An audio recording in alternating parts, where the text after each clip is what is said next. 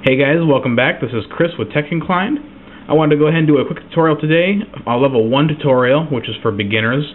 It's a fairly simple thing to do. It shouldn't require a whole lot of technical expertise or hacking or that sort of thing. This tutorial today, we're going to be going ahead and showing you a way to sync your Google Calendars, contacts, and mail with a couple different devices here. Right over here we've got a Samsung Moment running on Sprint, which is my personal cell phone.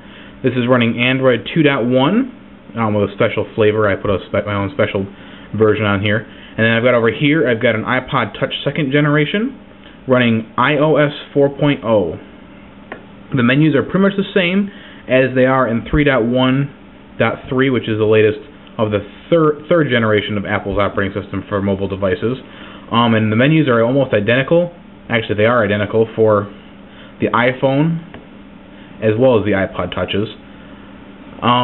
As for Android, the latest version of Android is 2.2. I don't have it on my phone, but it's pretty much the same deal with that as well. So first of all, we're going to start off with the Apple device here, which is the iPod Touch. Now this is an iPod Touch 2nd generation, like I said earlier. However, it is running a slightly hacked version of the iOS where I have multitasking enabled and such, so I can, do all that spiffy stuff. So we're going to go in here. We're going to go into Settings. And then to add this account, we're going to go into Mail, Contacts, and Calendars. Now basically, one more quick note here. Apple normally charges for their mobile me service, as many of you are probably aware. It's a online storage, email, contact, sync, all that good stuff over the air. It's kind of a neat service. However, it costs money, and Google provides all these services for free for their phones, but it's been kind of hard up until recently to sync it over to Apple devices because Apple wouldn't support it. So you could get your Gmail on here, but you couldn't get your calendars and contacts.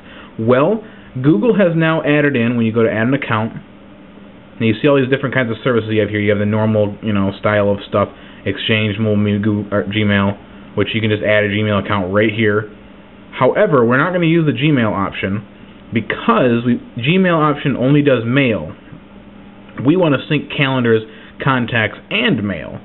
Well, how we're going to do that today is Google's actually implemented a Microsoft Exchange server, which is kind of like a transition layer between their normal mail and calendar and all their syncing services, between Gmail, which is like an IMAP and POP service, over to Exchange. So you can get all your calendars and contacts and everything on over an Exchange protocol. So you just hit Exchange, type in your email address, which I don't care if you guys see this because this is on my website. So let's go ahead and type in my email address, which is Gmail account at christy.d.phillips@gmail.com. Okay. Nothing for the domain, just leave that empty. Username is going to be your email address again.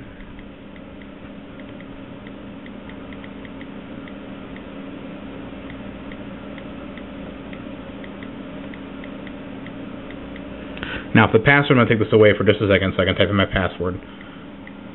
So give me just a moment, guys.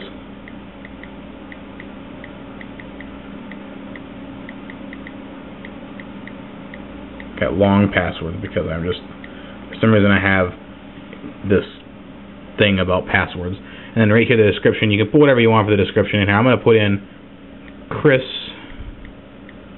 Gmail Sync. Why not? You can name this whatever you want. It doesn't really matter what you put in this box. It's just so you remember what the account is. So we got, just to review, your email address. Username is your email address again. Now, if you're using a Gmail hosted account at your domain, so like say you had my name at mydomain.com, you're going to put in that in here instead if you have Gmail apps for your like your mail server and all that good stuff. So if you got Google apps set up for your domain, you're going to use that instead. Or if you have an @Google Mail account, which are very rare, but they're there as well, you're going to want to use that. So go ahead and hit Next. It's going to think about it for a minute, and then eventually a box will pop up here. It says Server. Tap in the server box. The server you're going to use is going to be m.google.com. And then Next. It's going to say Verifying. All the information, as you can see, is right here. Now, it's going to say Exchange Account. Now, you can select and deselect any options you want to sync. So, Mail, Contacts, Calendars. And then you just hit Save. And bada bing, bada boom. Guess what? You are now rolling. You can go ahead and close that and open your email.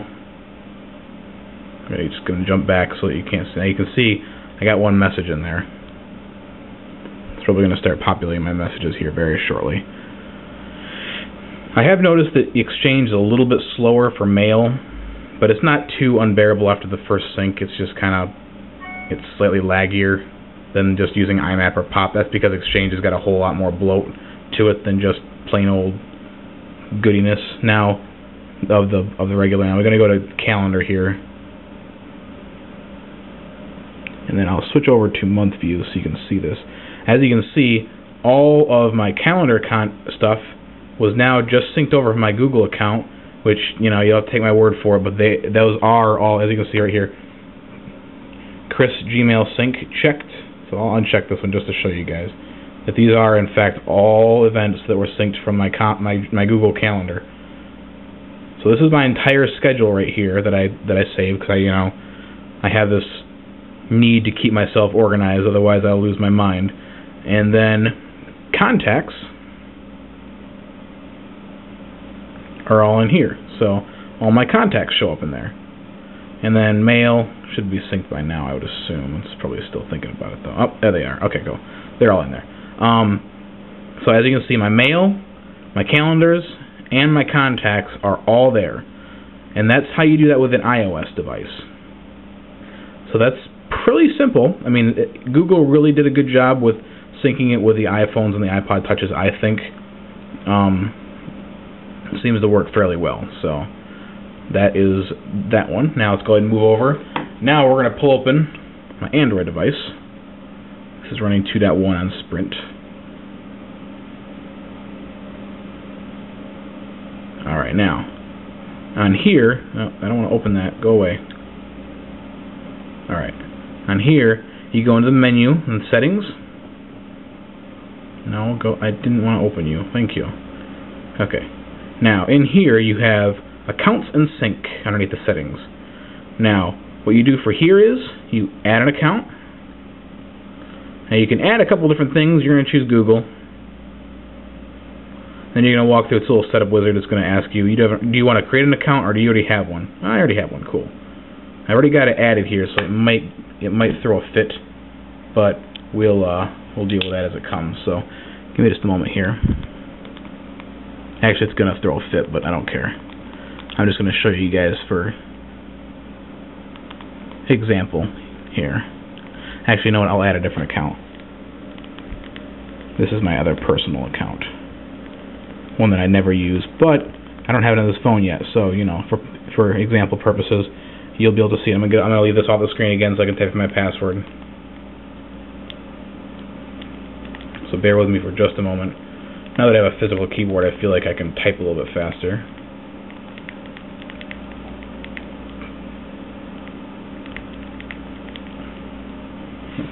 Okay, now it says, your phone needs to communicate with Google servers. This may take up to 5 minutes. Okay. It won't take that long, though, because I'm already signed in. Data and synchronization. You can sync your contacts, sync your Gmail. There's also an option for calendars, but I don't have any calendars on this account, so they don't show up.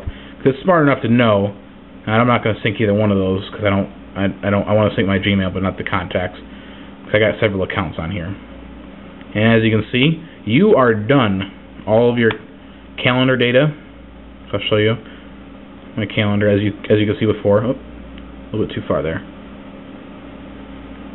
Go to my calendar, and as you can see, all those little green spots are all of my calendar events for the day. So look at all that goodness. And that is how you do it on both an iPod Touch and an Android device.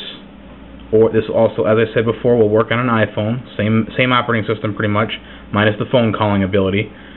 So these two devices are both capable, and all Android devices are capable of doing this exactly the same. So that means HTC Hero, Samsung Moment, the X1, the Droid X, the Droid Incredible, all those Android phones. There's literally just dozens of them. I could sit here and name them all day because there's so many more. There's a lot of Android phones out there. and there's only one iPhone, so that makes it a little more difficult to explain. But every Android phone, everything that runs, no matter what variant of that there is, ever since 1.0, this has had the ability to do all that syncing services there. So, if you have any questions, please feel free to send me a text response or a video response, and I'll go ahead and get back to you on that one. And just a quick question here for you guys, as a video or text response as well. What do you guys want to see for the next tutorial? I was kind of thinking about setting up a home backup server for Windows and Macs and Linux boxes, but whatever you guys, if you guys have a better idea, please feel free to let me know. Otherwise, thanks for watching, and I hope this was helpful to you guys. Thanks for watching Tech Inclined. Make sure you subscribe. See you guys later.